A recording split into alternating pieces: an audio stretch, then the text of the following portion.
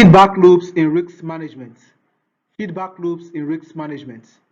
Now, feedback loops play a crucial role in risk management by providing a mechanism for monitoring, assessing, and adjusting strategies to address potential risks.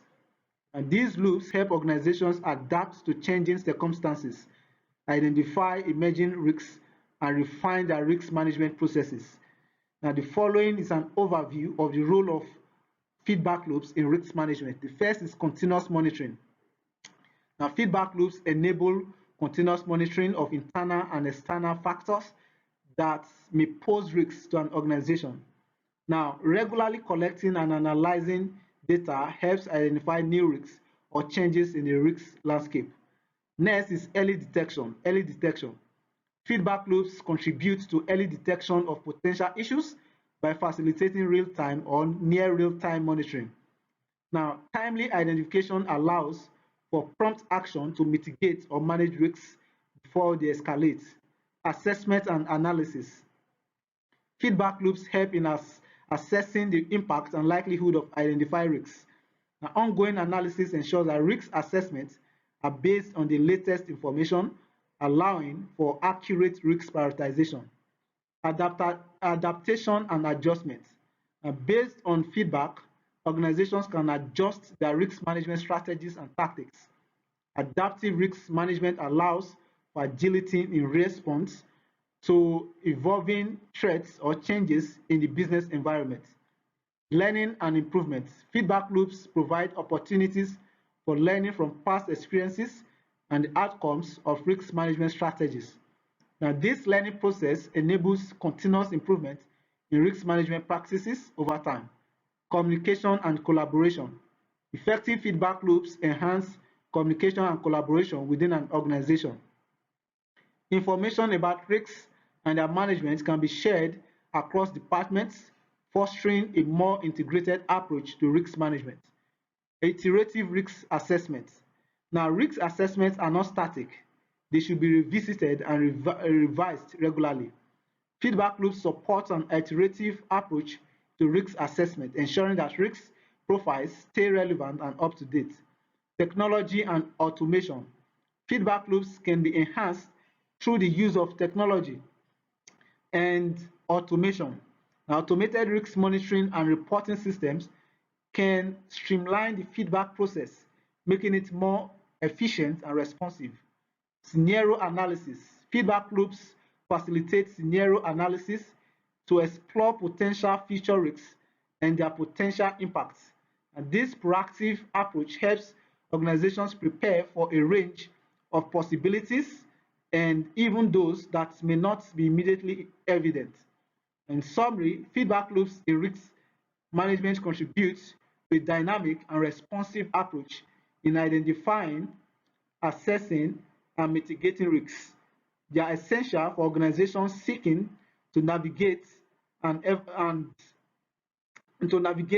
ever-changing business or project management environment effectively. Risk communication and reporting. Risk communication and reporting. Now, effective communication of risks to stakeholders is crucial for ensuring informed decision making and maintaining trust. And the following are some strategies for conveying risks to stakeholders, for communicating risk findings to stakeholders.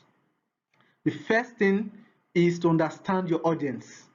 Now, tailor your communication to the specific needs and interests of your audience. Consider the level of technical expertise and familiarity with the subject matter. Next, use clear and simple language. Use clear and simple language. Avoid technical jargons and use plain language to communicate risks. This helps in ensuring that all stakeholders, regardless of their background, can understand the information easily. Next, provide context. Frame the risks within the larger context of the project or organization. Help stakeholders understand how the risks relate to overall goals and objectives.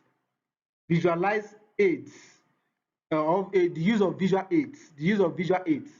Now, utilize visual aids such as charts, graphs, and diagrams to illustrate the nature and magnitude of the risks. Now, visual representations can make complex information more digestible. Next, scenario planning. Present different scenarios that could unfold based on the identified risk. This can help stakeholders visualize potential outcomes and better understand the implications. Next, prioritize risks. Now, clearly communicate the level of severity and likelihood of each risk. Prioritize risks based on their potential impacts, allowing stakeholders to focus on the most critical issues. Offer solutions and mitigation strategies. That is the next step, the next thing that you can do. Now, instead of just presenting problems, provide potential solutions and mitigation strategies for each identified risk. This demonstrates proactive planning and can instill confidence in stakeholders. Engage in two-way communication. Engage in two-way communication. Encourage questions and feedback. Foster an open dialogue to address concerns and ensure that stakeholders feel heard. Now, this can also provide valuable insights into how risks are perceived. Next, regular updates. Regular updates. Now, keep stakeholders informed with regular updates on the status of risks. This ongoing communication helps maintain transparency and allows for adjustment in strategies as the situation evolves. Next, use multiple channels. Use multiple channels. Now, employ a variety of communication channels such as meetings, reports, emails, and presentations. Different stakeholders may prefer different mediums. So diversifying your approach can enhance understanding. Next, training and workshops. Conduct training sessions or workshops to educate stakeholders on risk management principles. This can enhance their understanding of the risk landscape and build a shared vocabulary. The next is crisis communication plan. Crisis communication plan. Develop a clear plan for communicating during a crisis. Define roles and responsibilities and ensure that stakeholders understand or know how information will be disseminated in high stakes or in high stakes, very risky situations. Now, legal and ethical considerations. Legal and ethical considerations. Clearly communicate any legal or ethical considerations related to the identified risk. This is very important, very, very important. Clearly communicate any legal or ethical considerations related to the identified risks. And this ensures that stakeholders are aware of potential implications. That stakeholders are what? Are aware of potential implications and can make decisions accordingly. It helps stakeholders to be aware of potential implications and will enable them make decisions, informed decisions accordingly. Now, the next thing is to celebrate successes, celebrate wins. Now, acknowledge and celebrate successes in risk management.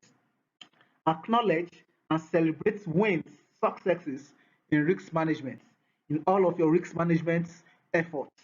Now, this positive reinforcement can build confidence, in stakeholders and demonstrate the effectiveness of risk management or risk mitigation strategies that you developed in the process of your risk management endeavors. Remember, effective communication is an ongoing process. Very important to take note of this. The effective communication is what? An ongoing process. As such, regularly assess and adapt your communication strategies. Regularly assess and adapt your communication strategies based on feedback, based on feedback and changes in the risk landscape, based on feedback and changes in the risk landscape.